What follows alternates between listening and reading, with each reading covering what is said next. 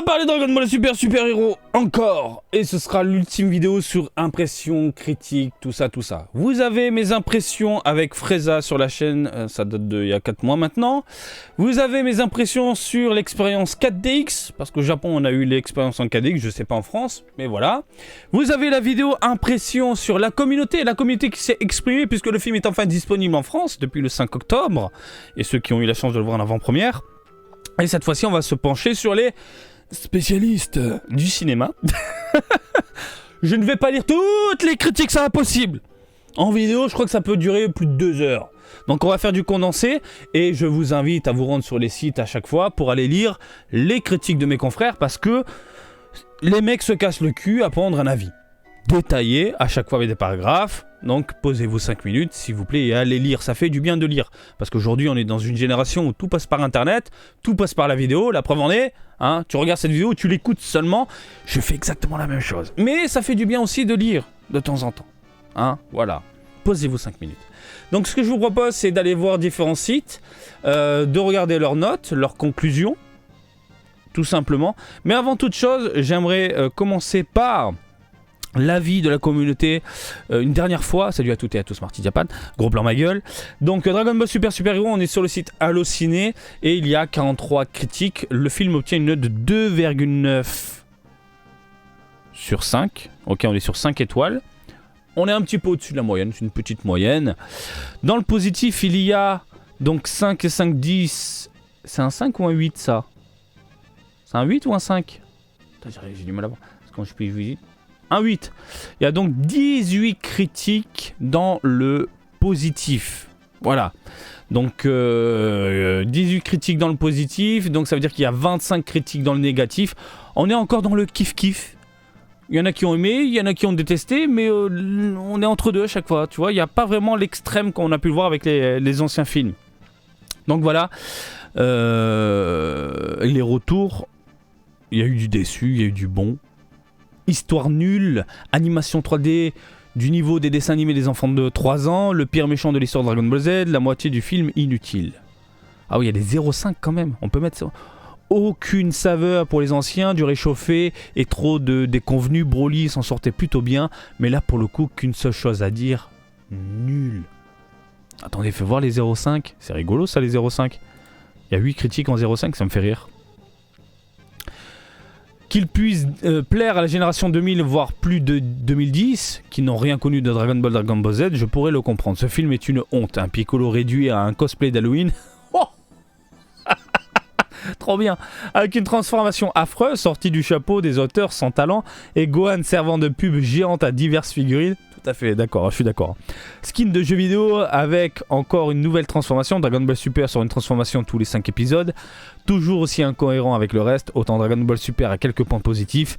Même si ce n'est que du recyclage, autant ici c'est un ratage complet.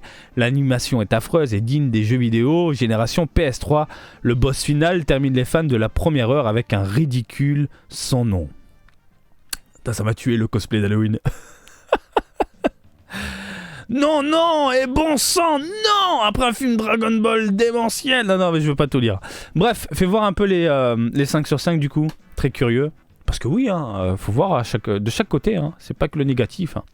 Après un film de 2018 full baston impressionnant, ce film se démarque par sa fraîcheur et son humour. Pas le pipi caca d'avant, mais un humour frais qui fait mouche. C'est vrai que l'humour est vraiment très bon. Les nouveaux persos sont très Toriyamaesques, ainsi que l'histoire qui se veut simple. On revient dans du Dragon Ball Dr. Slump des années 80. On est tous d'accord sur ça, hein, remis au goût du jour. On sent complètement la patte de l'auteur ainsi que l'écriture, presque classique mais fascinant. Mention spéciale à Ganma 1 et 2 et Pan et Piccolo et Gohan, toujours aussi naïf, mais qui ne l'est plus dès qu'on touche à son mom. La partie histoire passée, on arrive à la baston qui, grâce à ses effets spéciaux CGI, nous fait ressentir le pouvoir des protagonistes.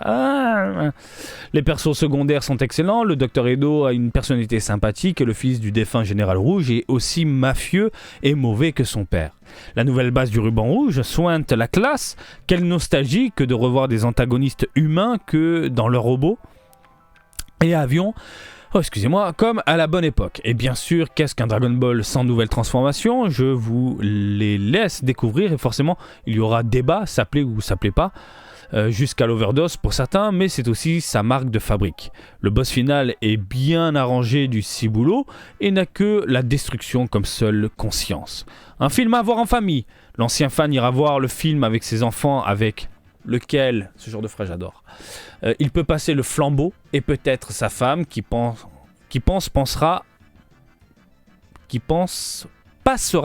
passera un moment sympa une fois dans l'ambiance unique de Toriyama. Ah bah punaise, Saint Thomas, très belle écriture. Avis, on peut en débattre. T'es abonné à la chaîne? On peut en débattre dans les commentaires. Mais franchement très agréable à lire. Allez messieurs dames, on va commencer ici avec ficheducinéma.com. Dragon Ball Super Super Hero de Tetsuro Kodama. C'est tout? Alors, pour information, ce que j'ai fait, j'ai tapé critique Dragon Ball Super sur Google, j'ai ouvert toutes les pages sur la première page, et c'est tout. Donc là, j'ai pas checké, c'est tout. Bon, bah, il manque un truc. Tant pis. C'était donc la critique de fiche de cinéma. Journal du Geek. Critique Dragon Ball Super, Super Hero ou Super Zero. Oh, ils sont en colère, hein, Super Zero. Hein. L'anime Dragon Ball Super a beau être en pause depuis 4 ans, la licence, elle, continue d'occuper le devant de la scène grâce au manga et au film prolongeant la saga. C'est ainsi que débarque Dragon Ball Super Super Hero sur les écrans avec la promesse de vendre des jouets. Ah, c'est bon ça. Ah, c'est bon. Elle est très longue la critique. Très très longue. Donc s'il vous plaît, allez la lire. Allez la lire. Je vais lire juste la conclusion et le dernier paragraphe. Dragon Ball Super Super Hero est un produit de commande pour maintenir la machine à flot sans se soucier d'apporter cohérence et émotion. Un film écrit avec une seule ligne de conduite, donné aux fans ce qu'ils veulent sans s'embrasser de la manière ou de la moindre originalité. S'embraser, pardon. Putain, je suis fatigué. Je recommence. Donner aux fans ce qu'ils veulent sans s'embarrasser de la manière ou de la moindre originalité. Marty prend un café. Oui, promis, après je prends un bon café noir, il m'en faut un. On en ressort simplement triste d'imaginer qu'Akira Toriyama semble définitivement avoir abandonné son œuvre aux mains de l'éternel profit. Je suis pas d'accord. Alors oui, y a un aspect Gohan où tu sens vraiment c'est le merchandising, machin, etc. Mais tu sens également que du côté de la Toei, on lui a dit limite imposée. Et il a dit clairement dans ses mots, hein, il savait pas quoi faire de Gohan. Par contre, l'humour à la Toriyama, le déroulement du film, les nouveaux personnages, le traitement qu'il y a entre Piccolo et Pan, la personnalité des Ganma 1 et 2 et tout, je trouve ça hyper intéressant. On est dans l'univers de Toriyama pur et dur. Et là, c'est pas le journaliste qui vous parle, c'est le fan et aussi les fans, puisque on l'a vu dans les autres vidéos.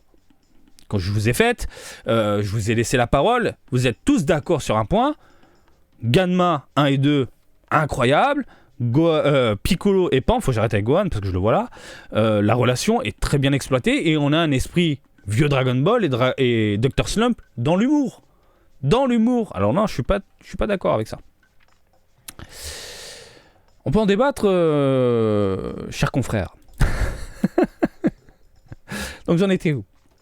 En profit, simple exécutant. Alors, abandonner son œuvre aux mains de l'éternel profit en se suffisant d'un rôle de simple exécutant ou d'outil marketing, comble du vice. Le film se permet même de nous ressortir de nombreuses images du passé, comme pour nous rappeler que le présent était en train de s'amuser avec son cadavre sous les applaudissements. Ah, c'est bien écrit quand même. Ah, regarde, hein, Dragon Ball, ça fait un moment que c'est mort. Hein. Oui, ça date des années 80. Regarde, on le secoue. T'aimes bien. Hein. J'adore. Notre avis, 1 étoile. Boum, boum. 1 étoile sur 5. Si pour vous, Dragon Ball se résume à des transformations et l'envie de revoir plein de personnages que vous appréciez, alors Dragon Ball Super Super Hero est un petit bijou. Par contre, si vous vous souciez davantage de l'âme de Dragon Ball, alors préparez-vous à le voir se faire piétiner sans remords pendant plus d'1h30. Avis hyper tranché. France Info Culture. Je te dis Dragon Ball Super Super Hero, un nouveau film allaitant tirant entre innovation et nostalgie. Anthony. Donc, pour ne pas changer, allez lire s'il vous plaît la critique. On va se pencher sur les derniers paragraphes. Et conclusion. Y a-t-il une note? Très cher Anthony, il n'y a pas de note? On met pas de note chez France Info. Je remonte vite fait. Non. Temps de lecture 4 minutes. Genre, c'est ça qui me rend dingue. C'est bien d'avoir ce petit outil là. 4 minutes, t'as lu tout ça en 4 minutes, cher lecteur? Hein? Non, j'y crois pas. La nostalgie avant l'originalité. Comme c'est le cas pour toutes les licences qui durent et qui rapportent beaucoup, Dragon Ball Super Super Heroes se retrouve tiraillé entre son besoin de moderniser et sa volonté de faire perdurer la tradition. Entre tradition et modernité, le Japon avec sa culture. Le succès de l'anime tient en grande partie aux transformations des combattants, comme le célèbre Super Saiyan aux cheveux dorés. Depuis, les changements de couleur associés au niveau de puissance ont fait le bonheur des produits dérivés issus de la franchise, au risque d'agacer les puristes. Cette surenchère assumée n'épargne pas ce nouveau film, à tel point qu'il devient compliqué de maintenir une cohérence au niveau de l'évolution des héros. La nostalgie reste pourtant largement au rendez-vous avec en toile de fond la bonne idée de mettre en avant Piccolo et Son Gohan. Habituellement, c'est bien, il est posé le gars, il comprend les choses, il n'est pas énervé comme le confrère de JDG, bref. Ça me fait rire encore la phrase le cadavre, je suis. De très nombreux clins d'œil aux précédentes aventures sont également aussi au rendez-vous. Des iconiques boules de cristal, aux lieux emblématiques de l'univers Dragon Ball, comme la tour de Karin ou les locaux de Capsule Corporation. Mais on peut aussi regretter le recyclage systématique des méchants qui ont marqué la saga. Au lieu de lancer dans le grand bain des personnages inédits, c'est vrai que Ganma 1 et 2 ont été présentés comme étant les méchants, ils auraient pu faire un truc partant justement sur ces personnages-là. Mais bon, on est aussi dans l'univers du tout mignon, gentil, une génération bisounours, donc les méchants deviennent gentils, souvent, maintenant c'est comme ça. Conséquence directe, le scénario a une fâcheuse tendance à tourner en rond, d'une aventure à l'autre, et peine à offrir des perspectives dignes d'intérêt pour la suite. Un comble quand on sait que le manga papier Dragon Ball Super se poursuit et que de nouveaux projets sont à l'étude pour la télévision et le cinéma. La télévision, on ne sait pas encore, mais à mon avis, ça sortira.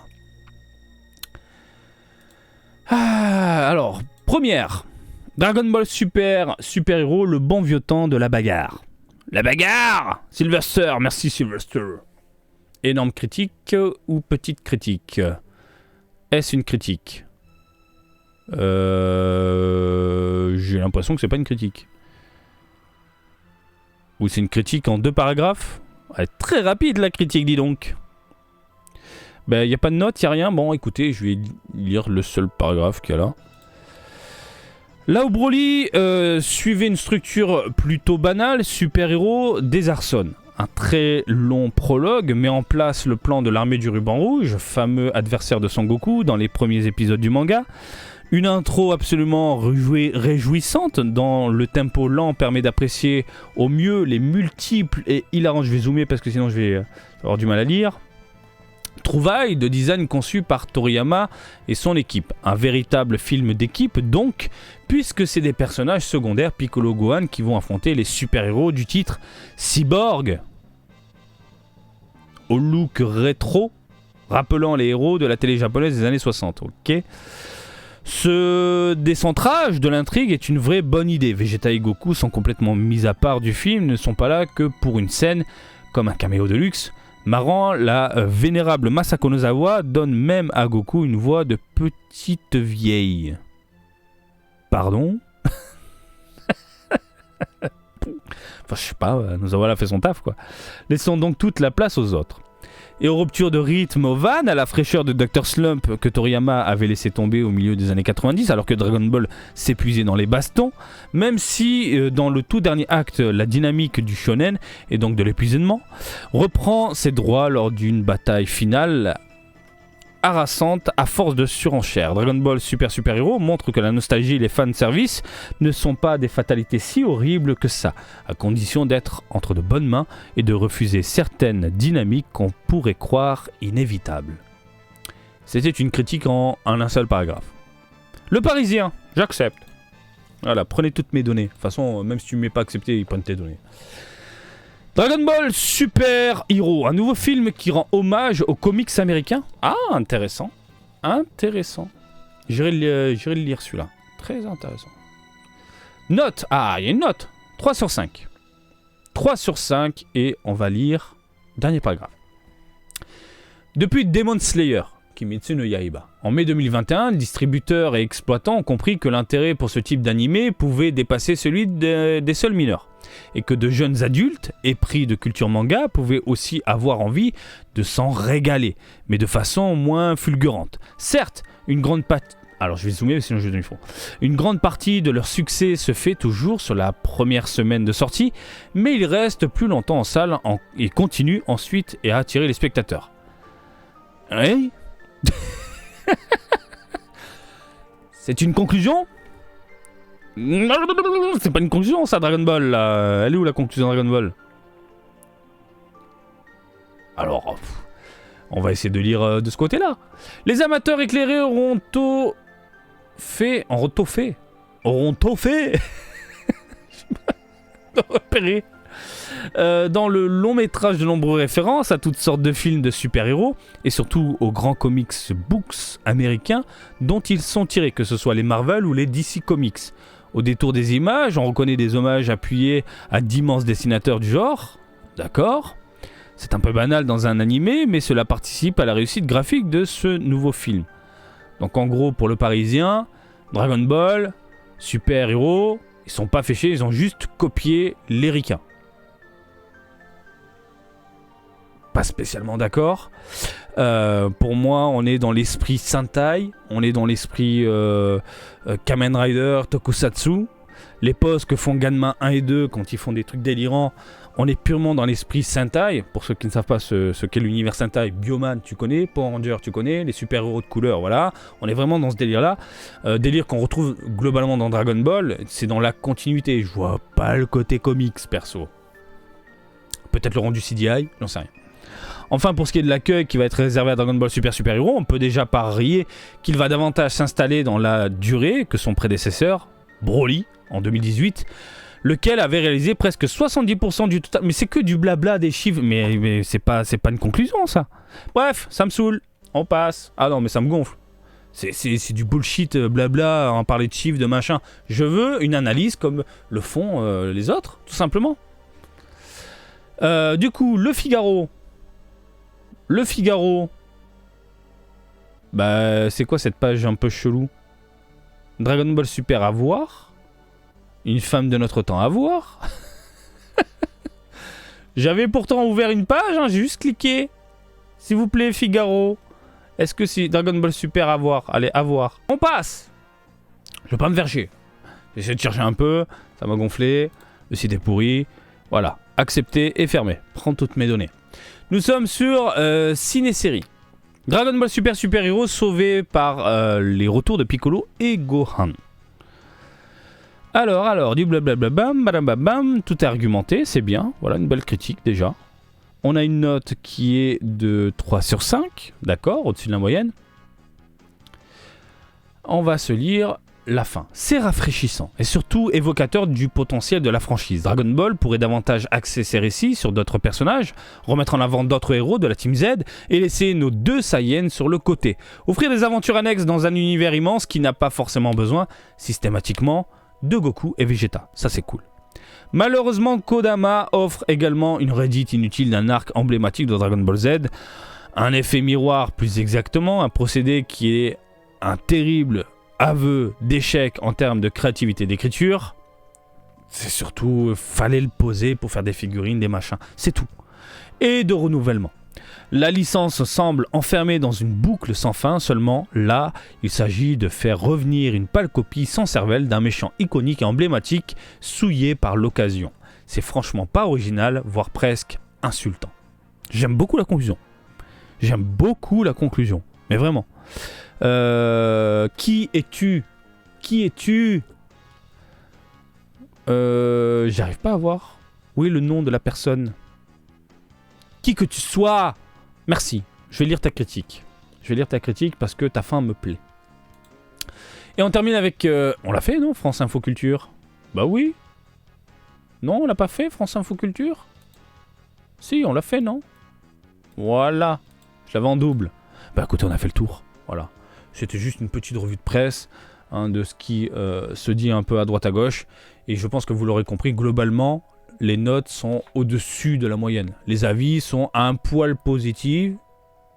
Positif, je suis fatigué, je vais prendre mon café, mais pas non plus excellente. Il y a juste JDG qui m'a fait mourir de... Alors JDG, je parle pas du joueur du grenier, hein, je parle du journal du geek. Journal du geek, avec le coup du cadavre et la note 1 étoile sur 5. Et puis voilà, on arrête avec Super Hero. J'arrête avec Super Hero. Vous avez tout entre vos mains. Tout. Encore une fois, mes impressions. Avec Freza. 4DX. Impression de la communauté. Impression de la communauté, c'est ça le plus important. C'est même pas moi, c'est l'impression de la communauté. Et les impressions de la presse. Des pros. Je vous laisse. On parle plus de super-héros. La prochaine fois qu'on parlera de super-héros, c'est pour parler de figurines, de goodies et tout. Bisous. Ciao. Comme d'habitude, je vous invite à suivre Marty Diapin, je vous dis à très bientôt. Allez, salut, bisous, ciao, ciao. Un café noir, bordel de merde, je n'en peux plus. Vite, arrêtons cette vidéo. Café.